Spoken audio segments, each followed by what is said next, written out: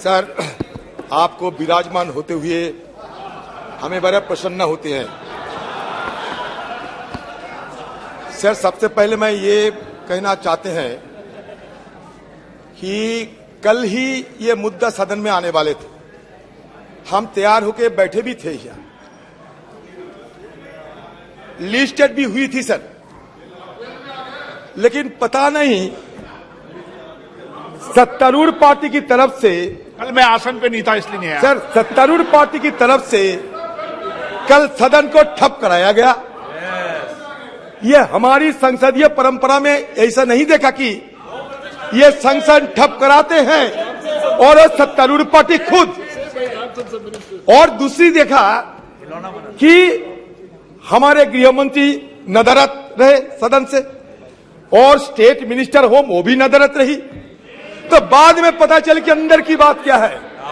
अंदर की बात यह है कि मोदी जी के साथ हमारे अमित शाह जी शायद कहीं घूमने गए और सदन को अपने भगवान की मर्जी पे खिलौने की तरफ फेंक के चले गए। सर, आज जब सदन में आए, विषय पे बोले सर, विषय में क्या अमित शाह जी बोल रहे थे। सर, आज जब सदन में आए तो अच्छा लग रहे थे कि हमारे अमित शाह जी बार बार जवाहरलाल नेहरू जी को और कांग्रेस पार्टी को तारीफ कर रहे थे। मैंने सोचा क्या देख रहे हैं भाई, ये दिन है या रात है। मैं तो सोचा कि दौड़ के जाए और अमित शाह की मुंह में शक्कर शहद डाले, क्योंकि अमित शाह की मुंह से नेहरू जी की तारीफ, कांग्रेस की तारीफ बकाई, ये मेरे लिए बड़ा अच्छा लगे। लेकिन कुछ ही समय बाद ये पता चले कि पंडित जी नहीं अध्यक्ष जी, जिनको मैंने पंडित नेहरू जी ने तारीफ नहीं करी है, मैंने जो पंडित नेहरू जी ने कहा वो कोट अनकोट कहा है, उसको तारीफ मानना है तो मुझे कोई आपत्ति नहीं है। सर, एक ही बात कहना चाहते हैं कि मान्यवर, इधर उधर की बात ना कर, बता कफिला कैसे लूटा।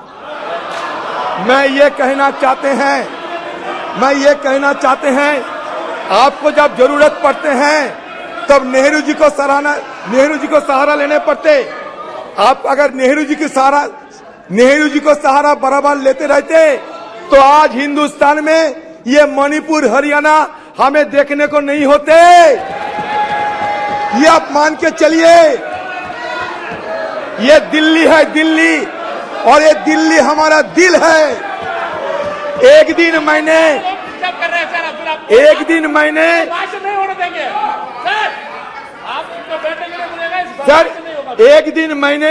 अपने रूह से पूछा, ये दिल्ली क्या है। जब जवाब में ये बताए गए मानो आसमान जिस्म है तो दिल्ली उसका जान है। तो ये दिल्ली के साथ बार बार क्यों छेड़खानी किए जा रहे हैं, ये मैं आप लोगों से पूछना चाहते हैं। आपने खुद अपने वक्तव्य में ये पेश किए कि 1911 में ये कलकत्ता से राजधानी उठ के दिल्ली आए। बिल्कुल सही बताया आपने। ये 1990 में बालाकृष्ण कमेटी की रिपोर्ट और recommendation I. 69th amendment 1991 was passed by Parliament, which inserted articles 239AA and 239BB in the Constitution and provided for a legislative assembly in Delhi. In short, the 69th Amendment Act roughly restored the kind of governance system that was offered to Delhi in 1952, a union territory with a legislative assembly, council of ministers, and an elected chief minister with limited mandate. ये union territory बने 1956 में। देखिए, मेरा सिर्फ यही कहना है कि आप जो भी कहे, शंका हमारे इसलिए है कि हिंदुस्तान में से एक ही राज्य दिल्ली नहीं है। अगर दिल्ली में इस तरीके की छेड़खानी होते रहेंगे तो इसके चलते आप धीरे धीरे हिंदुस्तान की बाकी राज्यों में एक किस्म के ही हमला करते रहेंगे। अगर आपको ये लगे कि यहाँ घोटाला होते रहते, ये घोटाले के लिए क्या ये बिल लाना जरूरी था? आपके हाथ में ईडी है, सीबीआई है, कितने सारे फौजे हैं आपके हाथ में, कितने सारे शक्तियां हैं आपके जेब में, तब उसको इस्तेमाल क्यों नहीं करते?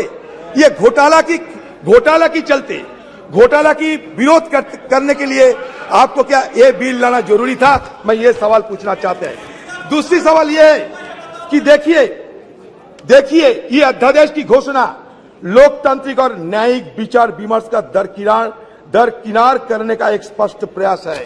क्योंकि मैं बता रहा हूं, क्योंकि सुप्रीम कोर्ट की 2023 संविधान पीठ के फैसले के महज 6 दिन बाद ही 17 मई 2023 के अध्यादेश को मंजूरी देने वाले कैबिनेट प्रस्ताव पारित किया गया था, जबकि अध्यादेश को 19 मई को ही कानूनी रूप दिया गया और उसी शाम जैसे ही सुप्रीम कोर्ट की छुट्टियां शुरू हुई, इस अध्यादेश को जनता के लिए लागू कर दिया गया। ये सही है, ये गलत? अब बताओ, इतना जल्दबाजी क्यों आपको लगे कि अध्यादेश के तहत ये बिल लाना जरूरी समझा है आपने? क्यों ये अध्यादेश लाने की क्या जरूरत थी? आप तो सीधा बिल ला सकते। ये जरूरी क्या थी? ये इमरजेंसी क्या थी? एक्स्ट्रा ऑर्डिनरी सिचुएशन क्या थी उस समय? आपको सदन में ये बताना पड़ेगा। देखिए 1991 में the parliament also pass the government of national capital territory of Delhi act to supplement the constitutional provision relating to the legislative assembly and the council of ministers. It conferred on the assembly the power to legislate on all matters in the state list as well as the concurrent list except land, police and public order. Further, in 2018, the Constitution bench of the Supreme Court has dealt with the issue of the powers of Delhi government. Supreme Court involves the interpretation of Article 239AA of the Constitution, which deals with the governance structure of the national capital. In the ruling, the Constitution bench held that although Delhi could not be accorded the status of a state, the concept of federalism would still apply to it. ये संघीय ढांचा के लिए हमें चिंता जरूर करना पड़ेगा, क्योंकि हिंदुस्तान में अगर संघीय ढांचा ना बचेगा तो हिंदुस्तान तबाह हो जाएगी। इस कगर में हिंदुस्तान ना जाए, इसलिए हमें चिंता करना जरूरी है। The 2018 ruling said that with the introduction of Article 239AA in the Constitution, Parliament envisaged a representative form of government for Delhi while seeking to provide a directly elected legislative assembly with legislative powers over matters within the state list and the concurrent list barring those exempted.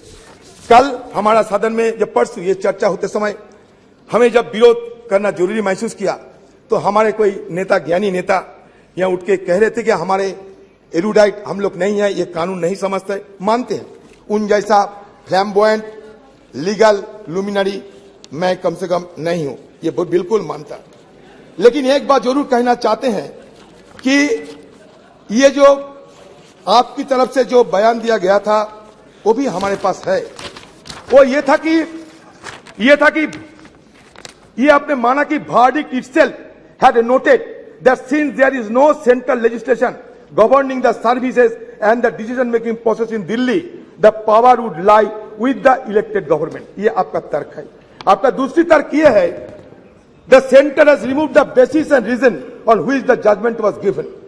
The Supreme Court decision on the interpretation of Article 239AA, entry 41 in the absence of any specific parliamentary legislation dealing with the subject of services seemed to be an acknowledgement of the Supreme Court as the superior authority of Parliament to make laws for national capital. ये आपका तर्क यही है।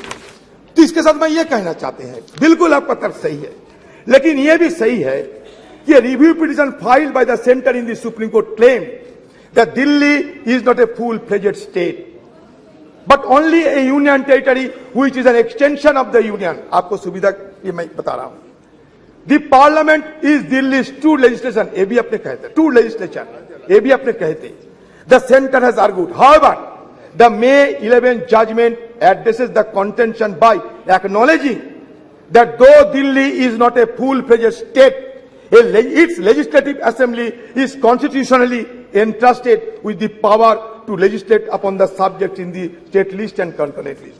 आपके यहाँ बहुत बड़े बड़े वकील बैठे हुए हैं, हमारा रविशंकर प्रसाद जी वो भी है, आप खुद आप देख लीजिए। द यूनानिमस जजमेंट, मैं एक बड़े मेन स्ट्रीम पेपर से मैं ये उद्धृत करते हैं। The unanimous judgment held that दो Delhi is not a state under the first schedule to the constitution, it is conferred with power to legislate upon subject to give effect to the aspiration of the people of NCTD. It has a democratically elected government which is accountable to the people of the NCTD. Under the constitutional scheme envisaged in Article 239AA Clause 3, NCTD was given legislative power which, though limited in many aspects, is similar to states. In the sense, with the addition of Article 239AA, the Constitution created an asymmetric federal model with the Union of India at the center and the NCTD at the regional level. Sir, हमें ये कहना है, जब चुनकर नुमाइंदे आते हैं, चुनकर जब लेजिस्लेटिव असेंबली बनते हैं, तो क्या उनका लेजिस्लेट करने के अधिकार नहीं दिया जाएगा? सब छीन लिया जाएगा? बचपन से सुन के आते हैं कि चोर कतवाल को डांटे। यहां तो लगते हैं कि चोर सिर्फ कतवाल का नहीं, कलेक्टर को हुक्म कर रहे हैं। क्योंकि यह सारे जो हमारे लेजिस्लेटिव असेंबली रहेगा, ये लेजिस्लेटिव असेंबली को खत्म करते हुए ये ब्यूरोक्रेट्स पे सारे जिम्मेवारी, सारे अधिकार ब्यूरोक्रेट्स पे सौंपा जाते हैं। ब्यूरोक्रेट्स फैसला करेगा सरकार कैसे चलेगी। ये क्या सही होगा देश के लिए? हमें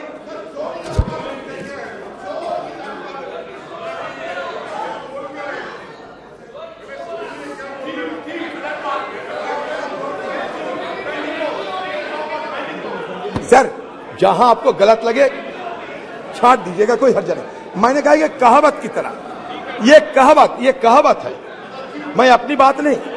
the court had held that the executive power of the Delhi government was coextensive with its legislative power. That is, the executive arm of the government covers all the subjects, including services except public order, police, land, for which the legislative arm can make laws. आप ये कह सकते हैं कि हमारे parliament उससे भी शक्तिशाली है, बिल्कुल आप कह सकते हैं, आपको अधिकार है। लेकिन इसमें और एक बात है, ये मैं नहीं कह रहे हैं, ये डॉक्टर PDT आचार्य साहब, एक कॉन्स्टिट्यूशनलिस्ट, वो कह रहे क्या जानते हैं? When we analyze the key provision of this ordinance in terms of Article 239AA as well as GNCTD Act 1991, it will be found to not be in conformity with the Constitution. Article 239AA Clause 7 empowers Parliament to make a law to supplement the provisions contained in that article. मानते हैं, लेकिन इसके साथ क्या होते हैं? To supplement the provision does not mean making contrary provision. Parliament has not given any power in this article to make a law conferring all powers on the Lieutenant Governor with respect to the administration of the territory of Delhi. हमारा आपत्ति है, ये कानूनी आपत्ति है sir. ये हम कोई मनगढ़ंत आपत्ति नहीं करते, कोई अलायंस के चलते या कोई दूसरी वजह से। ये हमारे फेडरल स्ट्रक्चर इसमें बड़ा संगीन हालत में गुजर सकते, इसलिए हम पहले ही चेतावनी देना चाहते हैं। आप यहाँ कहते हैं कि हम ये क्या बनाएंगे, एक नया एक ढांचा बनाएंगे NCCA से। क्या होगा उसमें जो चीफ मिनिस्टर रहेगी उनकी बात नहीं चलेगा, जो सेक्रेटरी वो फैसला करेगी, और सेक्रेटरी अगर चाहे तो चीफ मिनिस्टर की कोई सिद्धांत पे वो वेटो भी दे सकते हैं। ये चीफ सेक्रेटरी ये क्या करते हैं? Chief secretary would represent the will of the officer of the GNCTD, government of the national capital territory of Delhi. Supreme court क्या कहते हैं? सुप्रीम कोर्ट कहते हैं, supreme court had envisaged a neutral civil service carrying out the day-to-day decision of the Council of Ministers. The NCCA attempts to bring civil service officers out of the administrative control of the elected ministers who embody the will of the people and transform them into power lobby. हमारा यही कहना है कि सारे क्षमता अगर bureaucrat पे छोड़ देंगे आप, तो हमें चुनकर यहां आने की क्या जरूरत है। ये ट्रिपल कमांड, हमारे जो ट्रिपल कमांड जो चलते हैं, एक बार जनता हमें चुनते हैं, चुनने के बाद यहाँ आते हैं, यहाँ हम लोग आम लोगों के लिए हमारी जिम्मेवारी दिखाते हैं। अकाउंटेबिलिटी आम लोगों के समीप हमें रखना पड़ते। ये जो ट्रिपल चेन जो कमांड है, ये ट्रिपल चेन कमांड हमारी देश की बुनियादी ढांचे के लिए एक अहम हिस्सा होते हैं। अब इसको तोड़ने का कोशिश करते हैं, इसलिए हमारी आपके विरोध या खड़ा होने पड़ते। सर हो गया सर। और एक बात है सर, ये सर देखिए, ये और एक बात है, there is yet another provision, ये 45J(4) which introduces a new procedure for summoning and proroguing a session of the assembly. Under the present constitutional system, the decision to convene a session of the legislature is taken by the cabinet. यहां भी ऐसा होते हैं, आप फैसला करते हैं कब सदन चलेगा या नहीं। Thereafter it is conveyed to the governor. आप क्या करते हैं, प्रेसिडेंट को भेजते हैं, यहाँ गवर्नर को भेजा जाते थे पहले, who signed the summons. This is the practice followed in all countries where the parliamentary system of government exists. But a strange and inscrutable procedure has been introduced by this ordinance. Under this new procedure, the proposal for convening the assembly shall be submitted to the chief secretary, to the lieutenant governor and the chief minister for their opinion before issuing the summons. आपने कभी ऐसा मानेंगे यहाँ? अगर हम नहीं तय करेंगे या हमारे नौकर साहब ने तय करेंगे, ये हम मानेंगे? अब बताइए, दिल्ली में बहुत सारे सेवा ये सूबे की सरकार देते थे, ये हमें सोचना पड़ेगा कि हर सूबे की सरकार की अपने अपने क्षेत्र में कोई सेवा देना जरूरी होते हैं। जैसे कि दिल्ली के लोगों के लिए काम करने वाले 50 से अधिक संस्थाएं इस एक व्यापक प्रावधान से प्रभावित होंगे इस ऑर्डिनेंस के चलते। इनका नियंत्रण दिल्ली के लोगों से लेकर केंद्र के पास चले जाएगा। ये संस्थाएं दिल्ली के यातायात, परिवहन, जल और बिजली आपूर्ति जैसे विभिन्न क्षेत्र में काम करती है, जिसमें दिल्ली ट्रांसपोर्ट कॉर्पोरेशन, दिल्ली जल board, Delhi state industrial development corporation, Delhi women commission, Delhi electricity regulatory board सहित कोई महत्वपूर्ण संस्थाएं शामिल है। इन सभी संस्थाओं के विशेष रूप से राष्ट्रीय राजधानी दिल्ली के मतदाताओं के जरूरत के पूरा करने के लिए गठित किया गया है और ये दिल्ली का जनता की रोजमर्रा की जीवन की प्रभावित करती है। इस संस्थाएं राष्ट्रीय राजधानी दिल्ली द्वारा वित्त पोषित है। सिविल सर्विस के बाद ये संस्थाएं दिल्ली में प्रशासनिक कार्य करते हैं और प्रशासन का केंद्र है। इस प्रावधान के तहत सबसे बड़ी मनमानी ये की गई है कि इन सभी संस्थाओं के लिए बजट दिल्ली विधानसभा और दिल्ली से पारित किया जाएगा, मगर इनमें नियुक्तियां केंद्रीय राजनीतिक अधिकारियों द्वारा किया जाएगा। तो ये मनमानी तरीके से इस तरीके की बिल मत लाया करो, एक ब्यूरोक्रेट पे सारे जिम्मेवारी मत छोड़ो, क्योंकि हमारे हिंदुस्तान में एक चेक्स एंड बैलेंस होते हैं। ये चेक्स एंड बैलेंस को मत तोड़ो। अगर चेक्स एंड बैलेंस टूट जाएगा तो हिंदुस्तान नामक जो देश है इसके लिए बड़ा खतरा पैदा होगी। इसलिए कहते हैं आप भगवान आपको ज्यादा ज्ञान दे, आपको ज्यादा बुद्धि दे और ये आप प्रत्याहार करें। सर, मैं मेरे मित्र माननीय अधीर रंजन जी से सिर्फ इतना पूछना चाहता हूं कि इनके पंजाब के माननीय सदस्य बिट्टू जी बैठे हैं, मनीष जी बैठे हैं, अमर सिंह जी बैठे हैं, इनके दिल्ली के नेता संदीप दीक्षित जी रोज बयान पे बयान दे रहे हैं, तो इनका क्या मत है इसके विषय में?